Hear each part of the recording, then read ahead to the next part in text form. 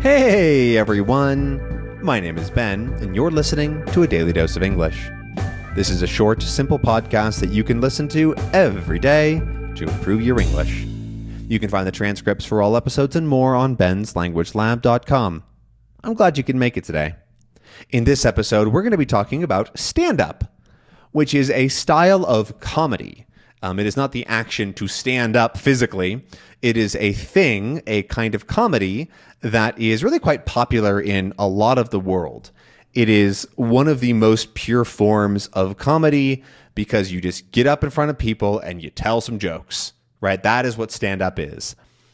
The best stand-up comedians have like whole routines and sets, and there's different styles. There's a lot of different ways to do stand-up. But the essence is that you are in front of people and you tell them jokes to make them laugh, right? That's stand-up. And I'm not currently watching a lot of stand-up, but stand-up comedy is something that was very important to me growing up, and I watched a lot of it. I listened to a lot of it, and I think it's a really, really cool art form, a really good form of expression because it's this great mixture of storytelling, truth, human connection, and that sort of thing, right? There's one of the, I guess, tips for good comedy is talking about things that are relatable, right? So everybody, or all the good comics, really talk about something that other people can imagine, right? And that's one of the reasons why people that are just so different from you aren't as funny. Right? Because if you're listening to a comedian who's just has a $1 trillion, right? They're so expensive, they're so rich, they're so different from you are that their life is just in every aspect is completely different. They're not really going to be funny to you because the things they find funny aren't funny to you, right? Because you don't really know what they mean. That same thing can apply across cultures, right? It can be really difficult to understand comedy from a culture that you don't intimately know well because you don't get the jokes, you don't get the references, or there's a lot of things that just don't make sense to you and aren't funny, right? That relatability, being able to relate to something, to understand something is very important for comedy. And the best comics in their area usually really lean into that and make jokes that are relatable, that people can understand, that can laugh about or laugh with. Even if they haven't been literally in that situation, they understand the general idea, right? And so I'll start out by talking about a comedian that I quite like. His name is Bert Kreischer. He's quite crass. He swears a lot. He drinks on stage, talks about doing drugs, right? So if that's not your thing, don't watch his comedy. But if you're interested in some what I'd say is very white American comedy, right? He's very funny, but he's definitely very American. He's good. He's very good. He's very funny, very charismatic. But he tells these stories that literally nobody that's listening to them has been in that situation, right? So his most famous story is about getting involved with the Russian mafia when he was 21 or something, right? And nobody's done that, right?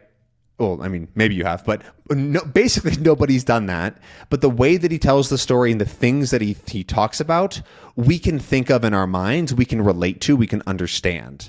And that's important, right? So it's not necessarily about telling jokes about things that everybody has done, but things that everybody can relate to and understand the feeling of, the problems of, whatever that is. That story is great. If you want to watch it, look up Bert Kreischer, The Machine. It's very funny. And it's partly true as well, which is funny.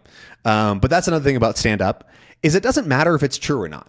That's something that I quite like about stand-up is that it's a lot more about crafting the story and telling a good joke rather than being truthful. You're not going up there to tell the truth to people. You're going up there to make them laugh.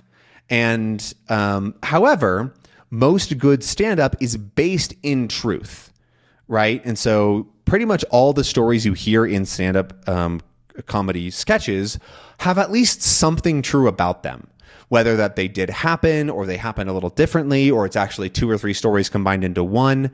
There's usually something that's not literally true about them, but they often come out of true things.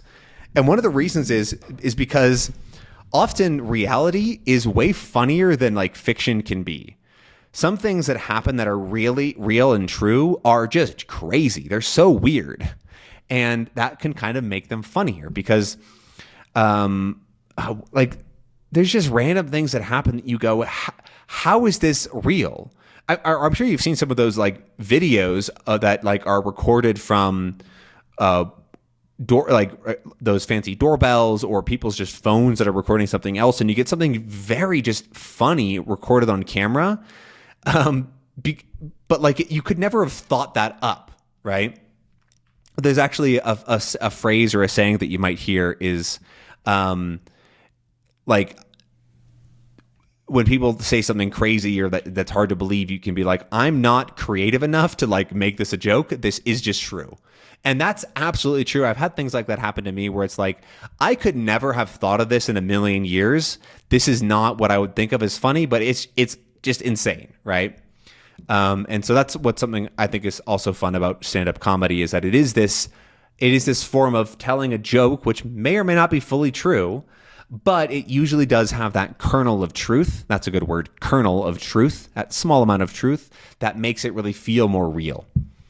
And so don't necessarily believe everything that you hear in stand-up comedy, obviously, but do enjoy it, right? That's why it's there. It's for fun, it's for entertainment, and having a good time, which are synonyms.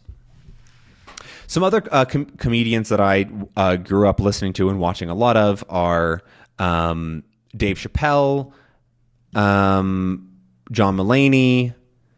Oh, geez. Can I remember these names off the top of my head? I didn't look this up before. John Mulaney, I definitely listen to a lot. Bo Burnham, he's a little bit different in his stand-up. It's a lot more about songs and singing and musical comedy, but I love musical comedy, so it's great. Oh, God. There's Brian Regan, another good one. He's pretty old at this point. I don't know when he was like performing, probably like early 2000s. And he was known for very clean comedy, right? So he didn't really swear, didn't talk about like adult topics, but was still very, very funny, which I think is really cool. Because he's funny for everybody in a way that like a Disney movie is fun for everybody. You don't need to talk about adult topics or swear to make things funny, which is, I think, a good example. I also listened to some like Jeff Foxworthy, which I don't know why. He's like a redneck comic, but he's also pretty good. So if you want to like hear some redneck American comedy, definitely listen to that. Oh, there's so many more comics that I listen to that I just can't think of right now.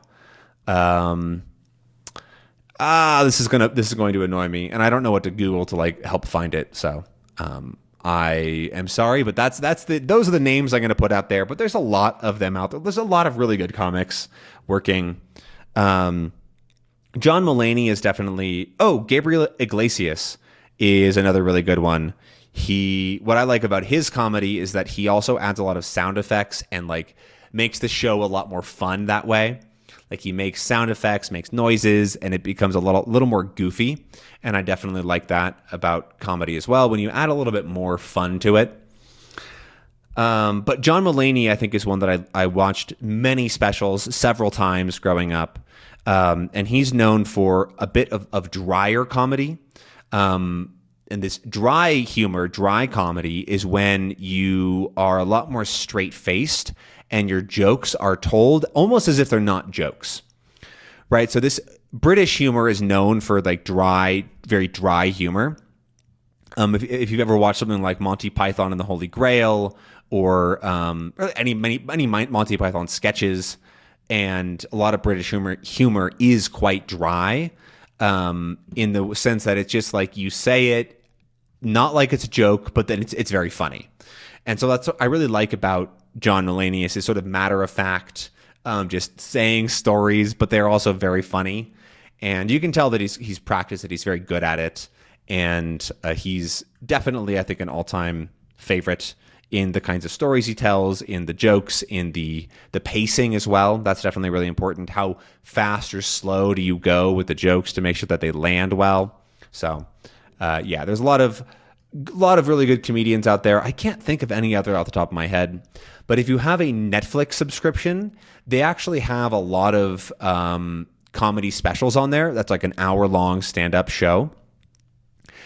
Because they're really easy to make for Netflix, like cheap. They're very cheap, rather. And they get a lot of views because what they usually do is they have a comedian who goes on tour and they record the special over like 2 or 3 nights. So they do the same show 2 or 3 times, and then they just take the best they edit together the best takes or something like that. I'm not exactly sure if they always do that or if it's always the same audience.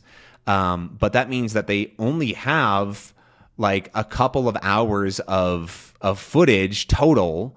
And then that's an entire hour-long special. It's like the half of the length of a movie, but it's for so little of the price, right? Like, how much does a comedy special cost to produce?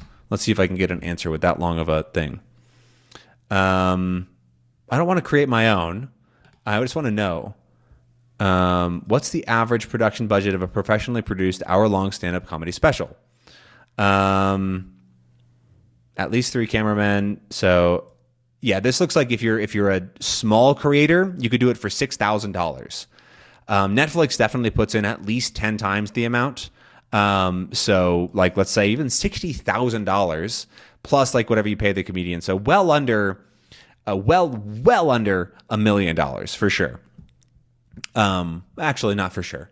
Let's even round up $1 million, but like a regular, TV show or a movie, low movie production costs, that sort of thing. Like, how much does a movie cost these days? In recent years, movies like The Last Duels, that's $100 million. Where else can I see prices? $150 million.